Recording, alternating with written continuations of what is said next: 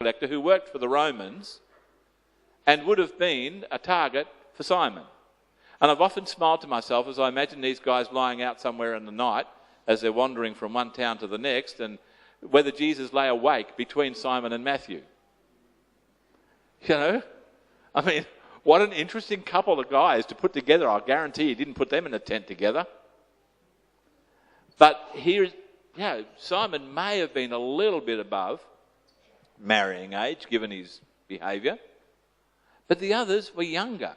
We assume that the youngest was John. And we think he was probably about 17 max. So we are talking about young men transitioning into adulthood.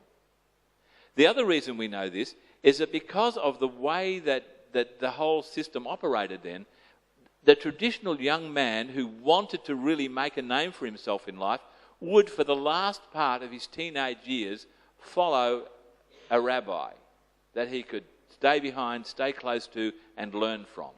I'm actually writing a Bible study for kids at the moment, which I've called Eating the Dust. Because eating the dust was what they kind of referred to as these guys doing. They followed the rabbi and they ate the dust that was flicked up by his sandals. So they were the closest followers of Jesus. They were all young men, in all likelihood, very young men. So get the scene. Here is this little group of very young men just beginning their walk with Christ, and he calls them out from the crowd, takes them up on the mountain and says, I've got something to say to you boys. There is something serious you need to hear. And that changes the whole tenor of these next few verses that we call the Beattitudes. Because it is not Jesus standing and saying, you are blessed when you mourn. You are blessed when you're uncomfortable. You're blessed when you're hungry. That wasn't what Jesus was doing. I don't think so. What he's saying is to these young men, let me tell you what it's going to take. This is kind of the agenda for the next 3 years and the rest of your life if you buy in. Here's what it takes. You're going to be poor in spirit, but you'll be blessed by it. It's okay. What does it mean to be poor in spirit? It means you're kind of downtrodden.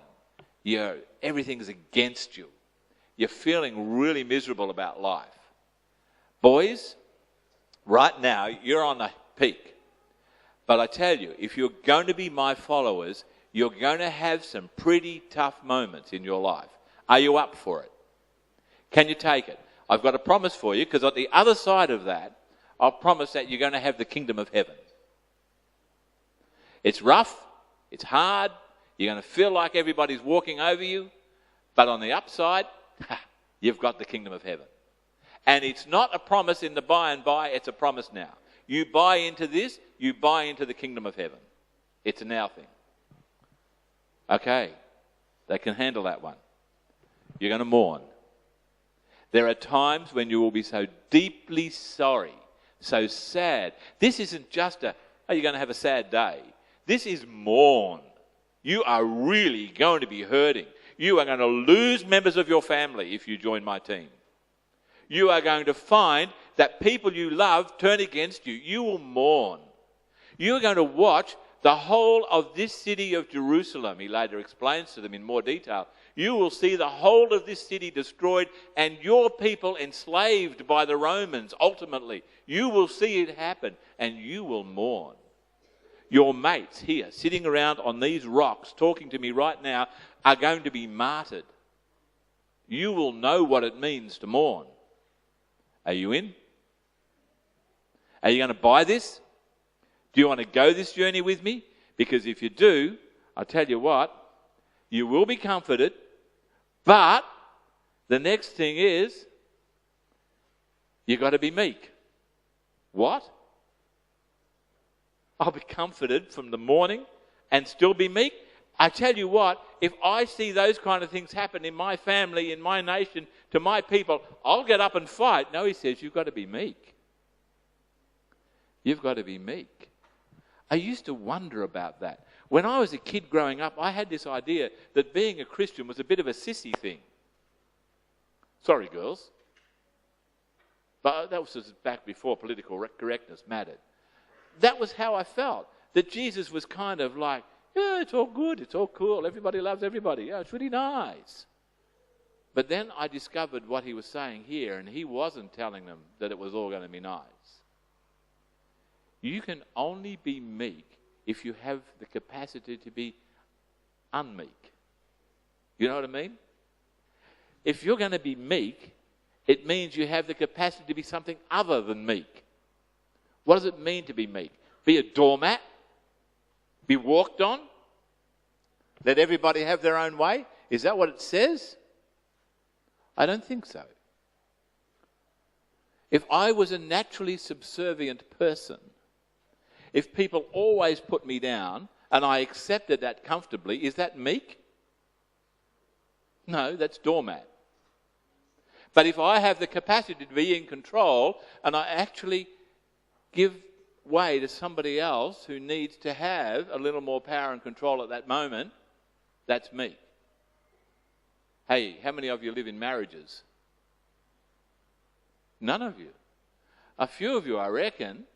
Have you ever found that it's necessary to give in to your partner occasionally?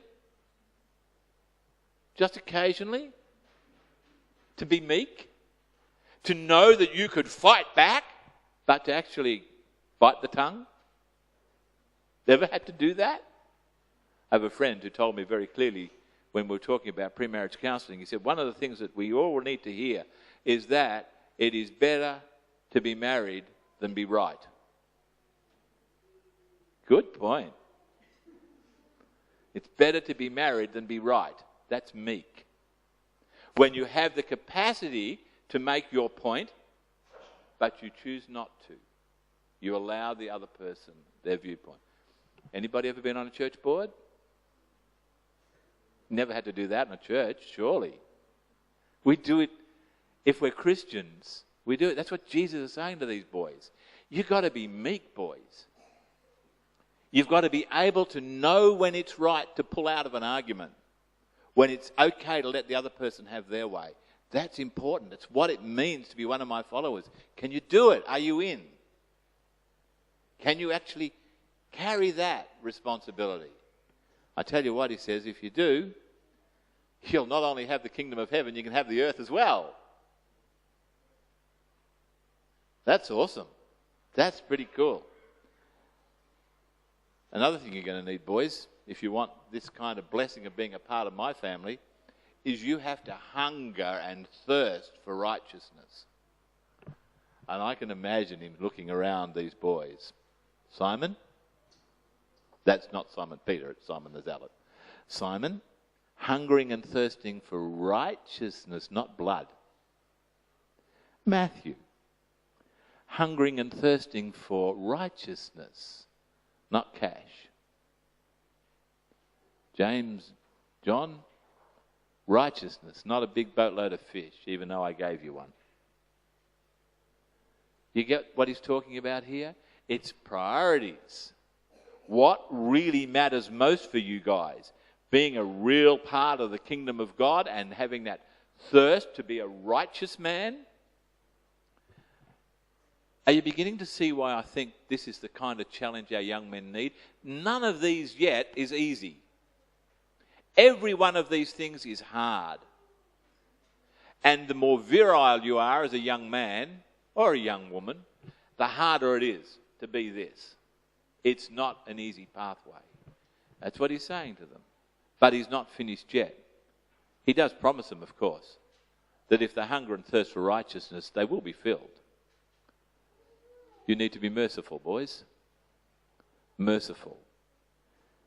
You who would like to go out and kill every Roman that walks your streets, who would like to free your nation from abject slavery, you need to learn to be merciful. And a little later on he'll say, if a Roman soldier takes your coat,